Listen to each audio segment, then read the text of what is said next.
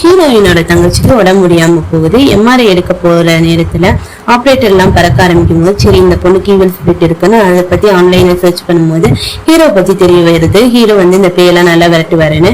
ஹீரோட டீம்ல ஒரு லேடி அசிஸ்டன்ட், ஒரு ஜென்ஸ் அசிஸ்டன்ட் 3 பேர் இருக்காங்க.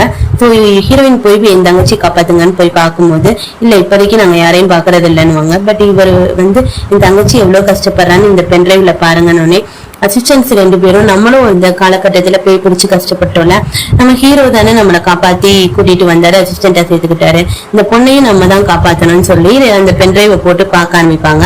அப்ப திடீர்னு டான்ஸ் ஆடிட்டு இருக்க அந்த தங்கச்சி சாப்பாடெல்லாம் தட்டி விடுவா. சில நேரம் ஒரு மாதிரி பேசுவா, சில நேரம் வேற மாதிரி பேசுவா. இந்த கேமரா கீழேனா தலைகீழ தொங்க ஆரம்பிச்சிருவா. சம்டைம்ஸ் அந்த வீட்டுக்குள்ள அந்த ஆட்டோ போக்கஸ் கேமரா ஆகி நிறைய பேய் இருக்கிற மாதிரி காமிக்கும். அது மட்டும் இல்லாம ஒரு நாள் நைட்டு அந்த சிஸ்டர் தேடி வரும்போது டான்ஸ் ரூம்ல இந்த பொண்ணு அவளையே அடிச்சிட்டு இருப்பா. கத்தியை வச்சு அவ கண்ணத்தை அவளே குத்திக்குவா. இதெல்லாம் பார்த்துட்டு ஹீரோட்ட போய் காமிப்பாங்க, நம்ம ஹெல்ப் பண்ணி ஆகணும் வாங்கன்னு.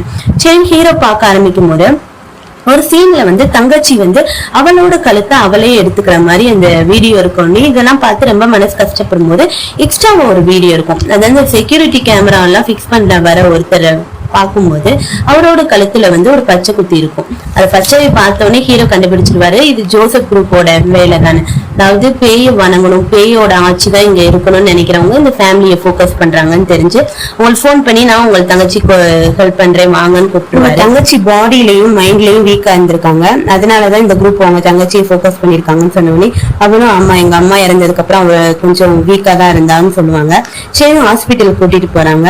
இந்த ஹாஸ்பிட்டல்ல நீ எப்படி இருக்க அப்படின்னு சொல்லி அந்த கேர்ள்ஸ் அசிஸ்டன்ட் விசாரிக்கும் போது உனக்கு எப்ப ஏதாவது ஒரு குரல் கேட்டுக்கிட்டே இருக்கா அப்படின்னே ஆமான்னு சொல்லுவா. ரொம்ப பயமா இருக்கான்னு கேட்டா பேய் அந்த பொண்ணு ஆமான்னு சொல்லும். சரி நீங்க மந்திரம் சொல்ல ஆரம்பிப்பா. அப்ப பேய் வெளியே வரும். நீ யாரு, உன் பேர் என்னன்னு கேட்கும் போது அது சிரிச்சுக்கிட்டே நீ என் பேரை தெரிஞ்சுக்கிட்டா என்னை வெளியே துரத்திடுவேன்னு எனக்கு தெரியும், நான் பேரை சொல்ல மாட்டேன்னு சொல்லும்.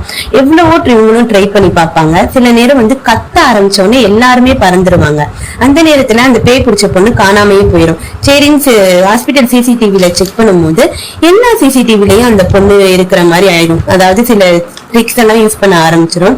அது மட்டும் இல்ல ஹாஸ்பிட்டல் விட்டு வெளியே போறதுக்குள்ள நம்ம பிடிச்சிடணும்னு பார்க்கும்போது இந்த வாட்ச்மேனை பொசஸ் பண்ணி இந்த வாட்ச்மேன் அவரே அடிச்சுக்கிற மாதிரி பண்ணிட்டு வெளியே போக ஆரம்பிக்கும். வெளியே போனதோட மட்டும் இல்லாம அவங்க அக்கா பின்னாடி துரத்திட்டு வரதை பார்த்துட்டு எங்கிட்ட வான்னு சொல்லிட்டு அந்த வேன்ல அடிபட பார்க்கும். பட் ஹீரோ காப்பாத்திடுவாரு. இந்த ஹீரோ சொல்லுவாரு இதெல்லாம் எங்க ஸ்டார்ட் ஆச்சோ அங்கதான் போகணும், உங்க வீட்டுக்கு தான் போகணும், அங்கதான் ஸ்டார்ட் ஆச்சுன்னு எல்லாரும் வீட்டுக்கு போக ஆரம்பிப்பாங்க இந்த பொண்ணை கூப்பிட்டுட்டு.